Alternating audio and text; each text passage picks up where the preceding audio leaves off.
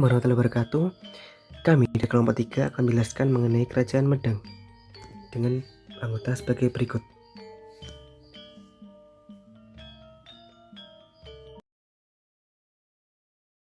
Kita akan membahas mengenai sejarah dari Candi Jalotunda. Candi Jalotunda merupakan sebuah candi yang dibangun oleh Raja Udayana. Raja Udayana merupakan adalah raja yang berasal dari kerajaan dahulu Warmadewa Bali, yang kemudian menikah dengan seorang putri dari Wangsa Isyana dari Kerajaan Medang. Putri ini bernama Putri Gunapriya Dharmapatni. Kemudian, pada tahun 1990 Masehi, mereka dikaruniai seorang anak bernama Airlangga. Airlangga memiliki arti yaitu air yang melompat, sehingga pada tahun 1997 Masehi, Raja Udayana membangun sebuah candi yaitu Candi Jalotunda untuk menyambut kelahiran dari Airlangga. Candi Jalotunda terkenal dengan pertitaannya. Pertitaan ini menggambarkan bahwa seolah-olah Amerta keluar dari tubuh Mahameru. Amerta ini adalah sebuah air yang digunakan dalam kehidupan manusia dan juga para dewa yang berfungsi sebagai air kebaikan. Assalamualaikum warahmatullahi wabarakatuh. Saya akan melanjutkan yaitu tentang kehidupan pada masa Kerajaan Medang Kamulan. Yang pertama yaitu pemerintah politiknya.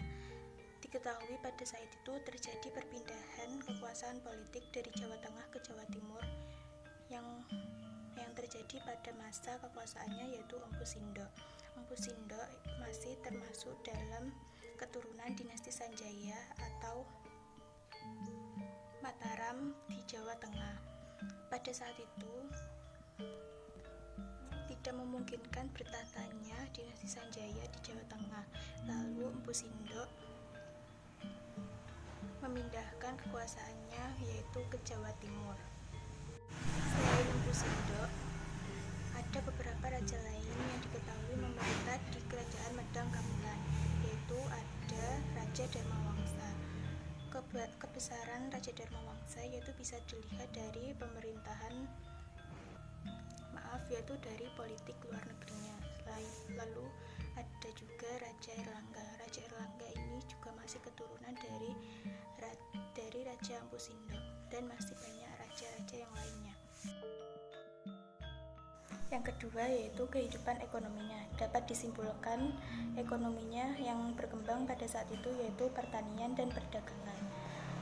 Buktinya yaitu pada saat pemerintahan Empu Sindo mendirikan daerah kekuasaannya di tepi Sungai Brantas untuk memudahkan pelayaran dan perdagangan di Jawa Timur. Lalu pada masa kerajaan Raja Dharmawangsa, perdagangannya juga tumbuh pesat bukan hanya di Jawa Timur namun juga di luar Jawa. Yang ketiga yaitu kehidupan sosial budayanya. Yang terkenal yaitu pada saat itu Raja Airlangga, yaitu raja yang sangat peduli dengan keadaan masyarakatnya. Pada saat itu juga masyarakatnya juga sudah tersusun dalam sebuah hierarkis. Birokrasi juga sudah berjalan sesuai dengan tugasnya. Dibuatnya tanggul-tanggul dan waduk untuk mengatasi masalah banjir. Lalu juga ada seni wayang kulit yang sudah berkembang dengan pesat. Ceritanya yaitu diambil dari cerita Ramayana dan Mahabharata yang ditulis kembali dan dipadukan dengan budaya di Jawa. Yang terakhir yaitu ada pajak-pajak yang telah dibebaskan karena harus memelihara sebuah bangunan suci. Yang terakhir yaitu ada kehidupan agamanya. Agama pada saat itu yaitu agama Hindu. Namun agama Hindu dan Buddha dapat hidup berdampingan. Buktinya yaitu pada Empu Sindo yang beragama Hindu, namun ia sangat memperhatikan pengubahan kitab Buddha Mahayana. Untuk hubungannya pada saat itu dan saat ini, yang pertama yaitu untuk pada masa Empu Sindo untuk mensejahterakan masyarakatnya, ia membuat waduk-waduk, bendungan-bendungan untuk mencegah banjir. Dan di saat ini juga masih dilakukan seperti itu untuk di sungai-sungai dan di laut-laut untuk mencegah adanya banjir. Lalu yang kedua yaitu untuk kehidupan agamanya, pada saat itu agama Hindu dan Buddha dapat hidup berdampingan. Pada saat ini juga sama, bahkan di Indonesia ada 5 agama dan bisa hidup berdampingan dan dengan toleransi yang tinggi. Lalu yang terakhir ada yaitu yang pasti pada zaman dahulu, yaitu masa pemerintahannya berbentuk kerajaan yang dipimpin oleh seorang raja, dan raja itu turun-temurun. Sedangkan sekarang berbentuk republik yang dipimpin oleh presiden, dan presiden itu bisa dari siapapun, bahkan rakyat kecil pun bisa menjadi seorang presiden. Assalamualaikum warahmatullahi wabarakatuh. Kami dari kelompok 3 yang mendapat Kerajaan Medang Kamulan, dan kita memilih membuat Candi Jolotundo, dan ini candinya.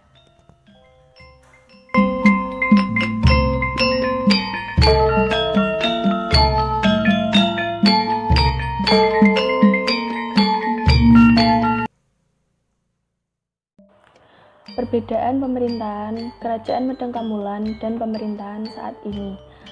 Raja yang membuat Kerajaan Medang Kamulan menjadi kerajaan yang makmur untuk rakyatnya adalah Empu Sindok. Empu Sindok adalah raja pertama dan juga pendiri Kerajaan Medang Kamulan. Empu Sindok berkuasa pada tahun 990 Masehi sampai dengan 1016 Masehi. Pada masa pemerintahan Empu Sindok, perniagaan di Kerajaan Medang Kamulan cukup agresif hingga ke Kerajaan Sriwijaya.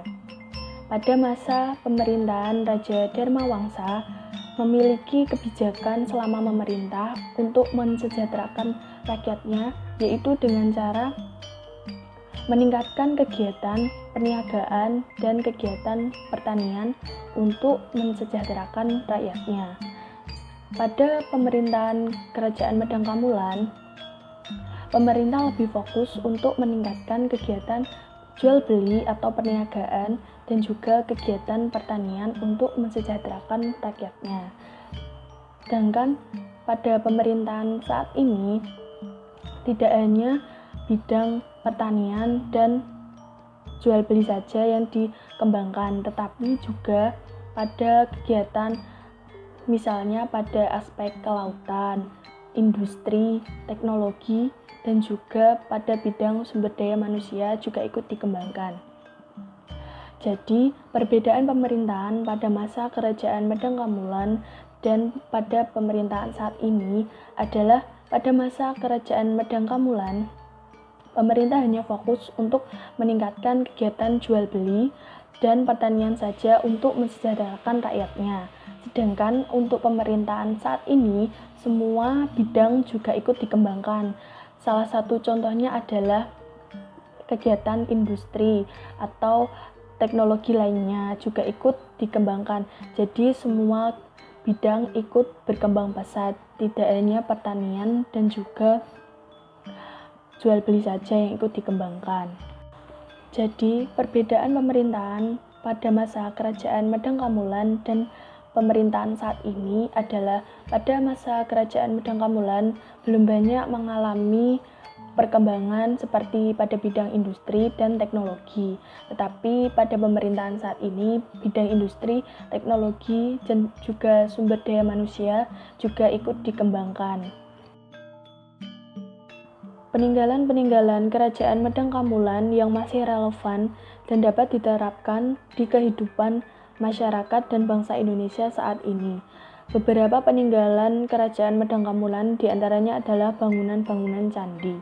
Candi-candi tersebut ialah Candi Kalasan, Candi Plaosan, Candi Prambanan, Candi Pawon, Candi Mendut, Candi Sambisari, Candi Sari, Candi Kedulan, Candi Morangan, Candi Ijo, Candi Barong, dan Candi Sojiwan. Candi yang terkenal diantaranya adalah Candi Borobudur dan Candi Prambanan. Candi Borobudur dibangun pada masa pemerintahan dinasti Sailendra.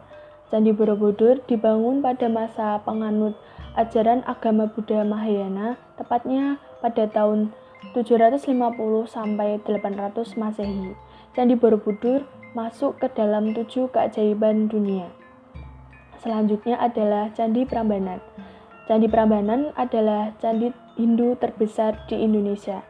Candi Prambanan dibangun pada pertengahan abad ke-9 oleh raja dari Wangsa Sanjaya. Peninggalan Kerajaan Medangkamulan yaitu Candi Borobudur dan Candi Prambanan yaitu peninggalan yang masih relevan karena candi-candi tersebut dapat dikunjungi sebagai situs sejarah untuk pendidikan, penelitian, dan juga bisa menambah devisa negara karena candi tersebut dijadikan sebagai destinasi wisata yang banyak dikunjungi oleh turis asing. Terdapat berbagai prasasti yang mengisahkan tentang Kerajaan Medangkamulan, antara lain Prasasti Mpu Sindok menceritakan tentang pemerintahan Mpu Sindok. Prasasti Tengaran dibuat pada tahun 933 Masehi, menceritakan bahwa Mpu Sindok memerintah bersama istrinya. Yang ketiga, Prasasti Lor dibuat pada tahun 939 Masehi di dekat Nganjuk, menceritakan tentang perintah membuat candi bernama Jayamrata dan Jayastambo di desa Anyok Lodang untuk memeringati kemenangan Mpu Sindok. Yang selanjutnya adalah Prasasti Bangil, menceritakan tentang pembuatan candi untuk pemakaman ayahanda Mpu Sindok dan sang permaisuri. Yang terakhir, Prasasti Kalkuta, menceritakan awal mula silsilah dinasti Isyana sampai zaman pemerintahan Airlangga. Kebijakan Mpu Sindok selama memerintah, yang pertama adalah membangun bendungan atau tanggul, yang kedua adalah melarang masyarakat untuk menangkap ikan pada siang hari untuk menjaga sumber daya alam, dan yang ketiga adalah mengubah kitab Buddha Hinayana menjadi kitab Sang Hyang Kamahyanika. Relevan atau tidaknya? Yang pertama adalah membangun bendungan atau tanggul itu kalau jika diterapkan pada zaman sekarang sangatlah relevan karena bendungan atau tanggul tersebut mampu meningkatkan perekonomian warga dan warga dapat membangun karamba di sekitar waduk atau tanggul tersebut. Waduk atau tanggul tersebut juga bisa dibuat untuk sarana mengalirkan irigasi ke pertanian warga. Selain itu, tanggul atau waduk ini bisa juga berfungsikan untuk penahan laju air ketika curah hujan tinggi sehingga mampu mencegah banjir. Yang kedua, relevan atau tidaknya, kebijakan kedua ini nampaknya tidak relevan ketika diterapkan di zaman sekarang karena nelayan pada zaman sekarang bukan berdasarkan siang atau malamnya, namun berdasarkan arah mata angin, arah angin yang datang. Jadi nelayan berangkat ketika malam hari dan pulang ketika dini hari, sehingga hasil yang didapatkan akan mendapatkan hasil yang banyak. Dan selain itu, tidak perlu risau untuk kekurangan sumber daya alam karena Indonesia memiliki laut yang sangat melimpah dan semua sumber daya alam di bawahnya diperuntukkan oleh kesejahteraan rakyat. Selain itu, ada banyak teknologi rekayasa yang mampu mempercepat proses perkembangbiakan ikan-ikan tersebut sehingga menghasilkan sumber daya alam yang melimpah. Yang ketiga adalah pengubahan kitab Buddha Hinayana menjadi kitab Sang Hyang Kamahyanika. Nampaknya sekarang sudah tidak relevan karena sekarang Indonesia merupakan negara yang heterogen, yang artinya tidak hanya satu agama saja, namun melainkan dari berbagai macam agama. Dan masing-masing agama tersebut sudah memiliki kitab yang dianut oleh kepercayaan masing-masing sehingga tidak perlu lagi untuk mengubah atau mempelajari kitab yang sudah ada sebelumnya, dan itu hanya mungkin diperuntukkan oleh kitab itu hanya dianut oleh agama Buddha saja. Kebijakan pada saat Raja Dharmawangsa memerintah adalah meningkatkan kesejahteraan rakyat melalui sektor pertanian dan perdagangan.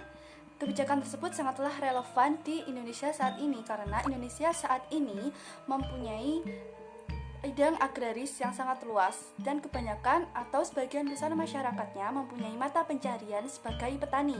Yang oleh karena itu, jika dikembangkan dengan sangat maksimal, pertanian atau bidang agraris di Indonesia mampu menghasilkan potensi yang nantinya bisa digunakan untuk kesejahteraan rakyat bersama karena memiliki sumber daya alam yang sangat melimpah.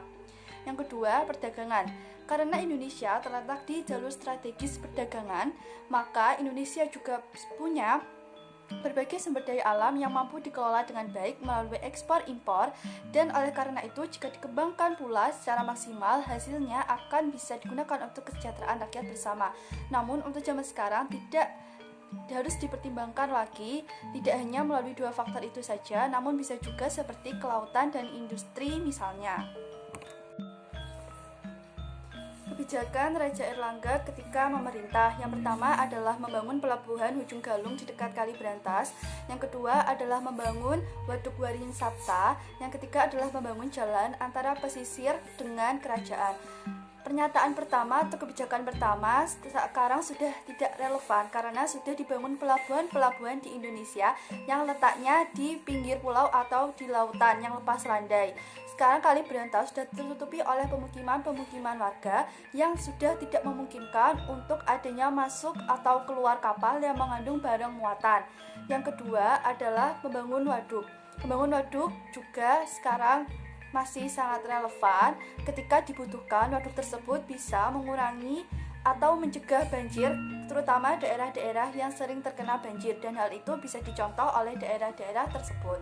Yang ketiga adalah membangun jalan antara pesisir dengan kerajaan. Hal ini sudah tidak relevan karena dari seluruh pulau di Indonesia sekarang, dari yang terluar jalan nasional atau jalan kabupaten bahkan jalan desa, sudah dibangun jalan yang memadai sehingga tidak perlu lagi untuk membangun jalan. Sekian presentasi dari kelompok kami. Apabila ada kesalahan mohon dimaafkan. Wassalamualaikum warahmatullahi wabarakatuh.